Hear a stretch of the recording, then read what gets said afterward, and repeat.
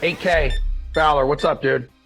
Yeah, this range is fairly interesting. I'm actually going to the Euros in this range, Geoff. I think my favorite of the bunch is Tommy Fleetwood at $8,200. Again, a player who does well.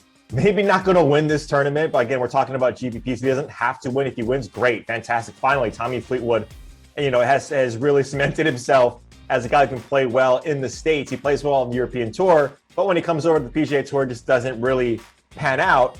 He's another player who plays well in the wind. We know his Florida swing record. We know what he does at the Honda Classic at some of these courses, and he's a player that can go low when the conditions are rough. We've seen it time and time again. So Tommy Fleetwood, at $8,200. If it's not someone like a Matty Fitzpatrick at 84, or even Tyrrell Hatton below Fleetwood. But I'm actually trying to target the Euros. Even though my boy Finau is there at 86, I'm probably going to fade him in place of the Euros, especially if the conditions get tough. Yeah, man.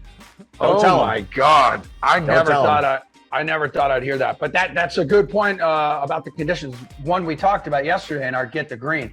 Incredible episode of Get the Green yesterday. You guys can watch it over on YouTube. But go ahead, Geoff. 8K range. Second best edition of Get the Green yesterday. Nope, sorry, buddy. Fantastic.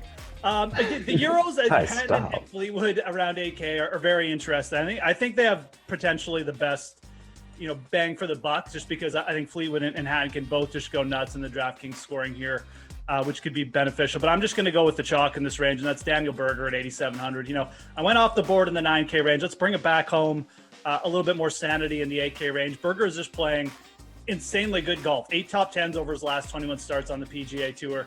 The approach game is working. I love the fact this dude hits fairways and hits it long. Maybe he doesn't hit it as long as Bryson, but he hits fairways. He's a solid driver off the tee. He's not going to have trouble with any of the lines here. He's 3 top 10s in his last 4 starts on Pete Dye Designs. He's just rolling right now, and I think this is a great opportunity. A little Southern Coastal course for Daniel Berger. He's already won on a coastal course at Pebble Beach this year.